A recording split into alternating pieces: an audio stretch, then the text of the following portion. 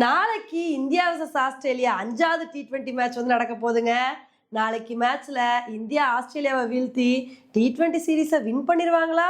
இந்த ஒரு கேள்வி தாங்க நம்ம எல்லாரும் மனசுலயே ஓடிக்கிட்டு இருக்கு. ஆனா நாளைக்கு நம்ம ஆஸ்திரேலியாவை வீழ்த்துறது அவ்வளோ ஈஸியான விஷயம் இல்லைங்க. ஏன்னா நாளைக்கு மேட்ச் எங்க நடக்க போகுது? கப்பால நடக்க போகுது. கப்பால ஆஸ்திரேலியாவை வீழ்த்துறது அப்படின்றது எவ்வளோ கஷ்டமான விஷயம் அப்படின்னு சொல்லிட்டு நம்ம எல்லாத்துக்குமே வந்து தெரியும்.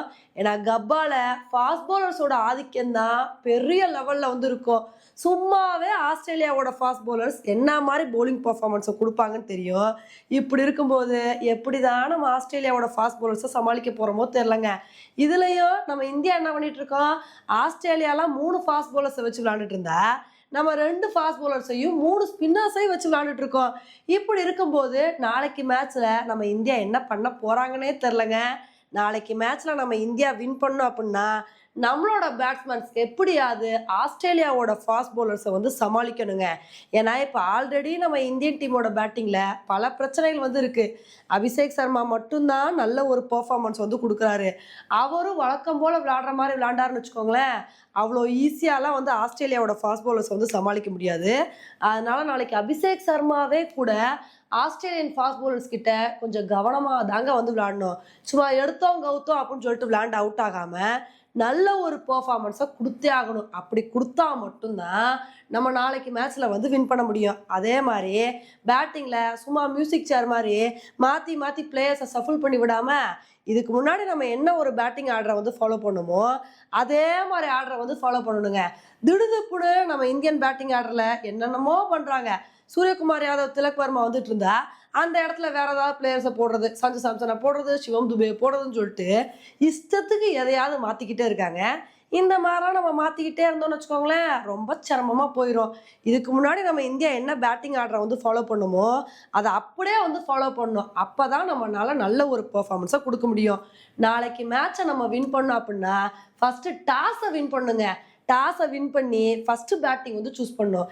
ஏன்னா இந்த பிச்சில் இது வரைக்கும் நடந்த 11 மேட்ச்சில் 8 மேட்ச்சில் வந்து ஃபஸ்ட் பேட்டிங் பண்ணவங்க தான் வந்து வின் பண்ணியிருக்காங்க. அதனால் நாளைக்கு மேட்சை வின் பண்ணோம் அப்படின்னா டாஸு முக்கியங்க. ஆனால் ஒவ்வொரு தடவை நம்ம டாஸில் வந்து தோத்துறோமே, அதனால் நாளைக்காவது டாஸில் வின் பண்ணுறோமா அப்படின்றத பொறுத்து வந்து பார்க்கலாம். சரி, இதெல்லாம் இருக்கட்டும். நம்ம இந்தியா ஃபர்ஸ்ட் பேட்டிங் பண்ணாலோ செகண்ட் பேட்டிங் பண்ணாலோ எவ்வளோ ஸ்கோர் எடுக்கணும் அதை முதல் சொல்லுங்க அப்படின்னு தானே வந்து கேட்குறீங்க. நம்ம இந்தியா டாஸ் வின் பண்ணி ஃபர்ஸ்ட் பேட்டிங் பண்ணாங்கன்னு வச்சுக்கோங்களேன், எப்படியாவது ஒரு 160 ரன்னுக்கு மேலே வந்து எடுத்துடுங்க. அந்த மாதிரி எடுத்துட்டோம் அப்படின்னா அந்த ஸ்கோரை வச்சு ஈஸியாக ஆஸ்திரேலியாவை வந்து நம்ம டிஃபெண்ட் பண்ணிடலாம். ஒருவேளை ஆஸ்திரேலியா டாஸ் வின் பண்ணி அவங்க ஃபர்ஸ்ட் பேட்டிங் பண்ணாங்கன்னு வச்சுக்கோங்களேன், எப்படியாவது நல்ல ஒரு பவுலிங் பர்ஃபார்மன்ஸை கொடுத்து ரெகுலர் இன்டர்வல்ல விக்கெட் எடுத்து அவங்கள 150 ரன்னுக்குள்ளே எப்படியாவது கண்ட்ரோல் பண்ணியே ஆணுங்க. அதை விட்டுட்டு அவங்கள 150 ரன்னுக்கு மேலே எடுக்க விட்டோம்னு வச்சுக்கோங்களேன், அதுக்கப்புறம் நமக்கு ரொம்ப சிரமமாக வந்து ஆயிரும். அதனால இந்த மாதிரி விஷயங்கள்லாம் நம்ம பார்த்துட்டு கவனமாக நாளைக்கு மேட்ச்ல வந்து விளையாடணும். இல்லைன்னா நம்ம ரொம்ப கஷ்டப்பட்டுருவோங்க. சரி, டீம்ல ஏதாவது சேஞ்சஸ் இருக்குமா அப்படின்னு கேட்டிங்கன்னா டீம்ல சேஞ்சஸ் இருக்கிறதுக்கான வாய்ப்புகள் ரொம்ப கம்மிங்க. போன மேட்ச்ல விளையாண்ட டீமை அப்படியே தான் நம்ம ஃபாலோ பண்ணுறதுக்கான வாய்ப்புகள் இருக்கு. இப்போ நம்ம கிரிக்கெட் ஃபேன்ஸ்லாம் என்ன எக்ஸ்பெக்ட் பண்ணிட்டு இருக்காங்க அப்படின்னா எப்படியாவது நாளைக்கு மேட்ச்ல ஆஸ்திரேலியாவை வீழ்த்தி T20 சீரீஸை வின் பண்ணியே தீரணும் அப்படின்னு சொல்லிட்டு ஆசைப்பட்டுட்டு இருக்காங்க. ஏன்னா நம்ம ஆசைப்படுறதுல என்னங்க தப்பு இருக்கு? ஓடிஐ சீரீஸ்ல தான் நம்ம ஆஸ்திரேலியா கிட்ட மண்ணை கவிட்டோம். அதனால T20 சீரீஸ்லயாவது எப்படியாவது இந்தியன் கிரிக்கெட் டீம் வின் பண்ணும் அப்படின்றதா நம்மளோட ஆசையா வந்திருக்கு. ஓகே ஃப்ரெண்ட்ஸ், இந்த ஒரு மேட்சை பத்தி நீங்க என்ன நினைக்கிறீங்க? இந்த மேட்ச்ல யார் வின் பண்ணுவா அப்படின்ற உங்களோட கருத்தை என்னோட கமெண்ட் செக்ஷன்ல வந்து போடுங்க. இதே மாதிரி இன்னொரு வீடியோல உங்களை வந்து மீட் பண்றேன். Bye friends.